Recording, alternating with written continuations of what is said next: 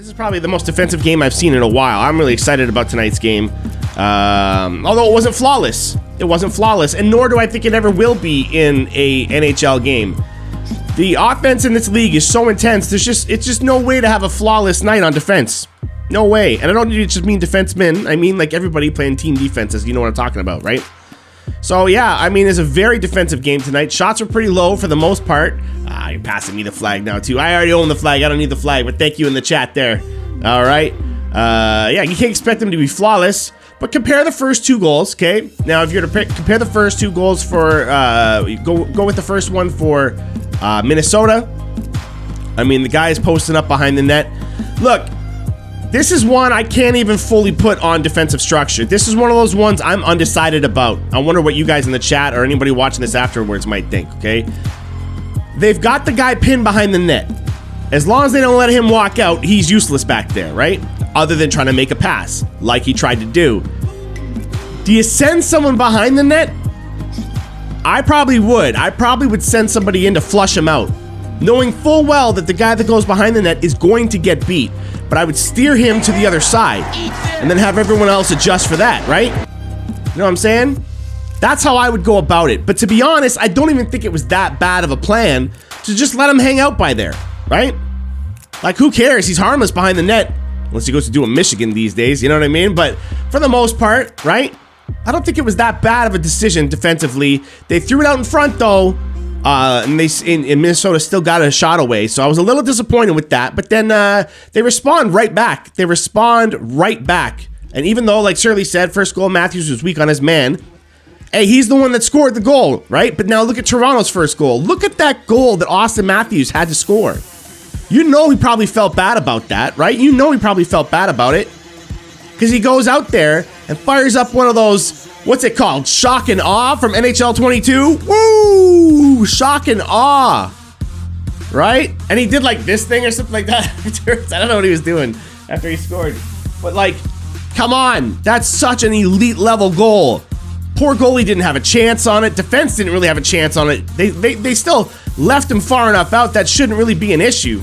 Not many guys can do something like that. So, you know, that's why I say the Leafs have some of the best offense in the entire league.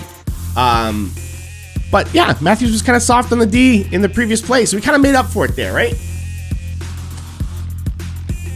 But after that, neither team wanted to give each other anything. There were so few high danger chances in my mind. There was nothing really that exciting in terms of like offense.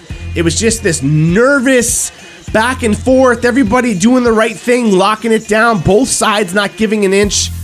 You know what I mean? That you're just, it's more nail biting than anything. You're not really going up and down out of your seat a lot and everything. You're just kind of like tense, just like no one is willing to give up any dangerous chances really. That when they did pop through, when they did get the odd one, the goalies were so hyped up. You know, because goalies feed off a good defense. So they see on both sides, this is coming down to them. Now, they're hyped up positively and, you know, making the crazy saves when they needed to as well. It was a good game all around. So Toronto just had to be patient. You know what I mean? They just had to be patient. Just stick to the plan. You're not getting scored on, right? You're not getting scored on. So is there any reason to stress? No, there's not. You're locked at 1-1. Fine. Don't back down. And it was just a matter of which team was going to catch that break first. And you know what? The Leafs do, right? Chug the bottle here.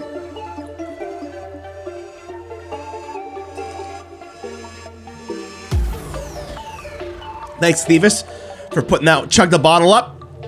But yeah, as long as the man is covered, that move should be used, is what Blue and White was saying there. But like, you know what I'm saying? I just felt like the Leafs just were patient. They waited for that break. They got it.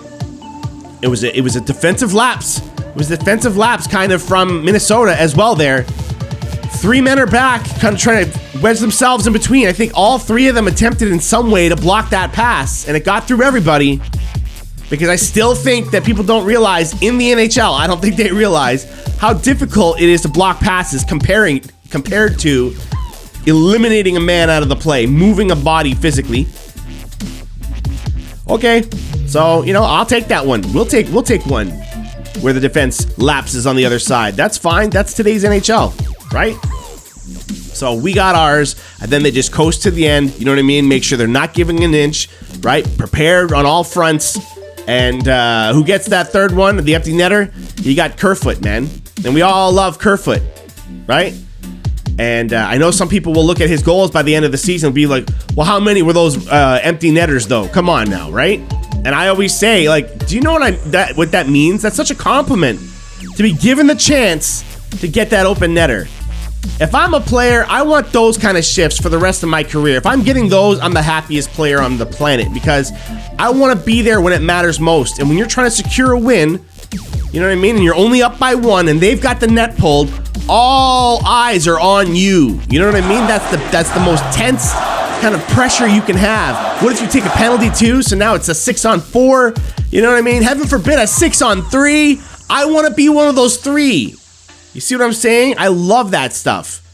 So I felt like a guy like Kerfoot, he's exactly that kind of player. That's why he's doing so well for the Leafs right now. He thrives on big situations. He thrives on shutting it down, you know what I mean, and waiting for his chance to strike rather than forcing it and sacrificing all kinds of defense in the process. So, woo, you love a guy like Kerfoot, right? You love a guy like him. And then Mrazek played a good game too. Right, Mrazek played a great game as well, right? So it was nothing mind-blowing, but he was there when he needed to be there. He made the proper saves when he had to, and the Leafs had him covered for everything else. There really wasn't too many dangerous chances going on. So good for him for sticking it out. Hopefully we don't chew him up and spit him out too. You guys know how I feel about that, right? So I won't get into that. But that's about it for me. So, yeah, I want to get into these comments in the chat, all right? You guys have been so awesome tuning in a lot lately. Spread the word, right? Subscribe, follow, hit bits, hit comments, use your chat points. Like, you know what I mean? Join me on YouTube and watch videos there. If you missed these, sometimes there's a little bonus going on over there, right, as well. Instagram, everything, man. Follow, subscribe, become part of this. It's a lot of fun. It's a lot of fun. Blue and white's here, and I haven't seen him in a while. So, like, I'm psyched to see this going down. I want to know what you guys are saying now, all right? Yes.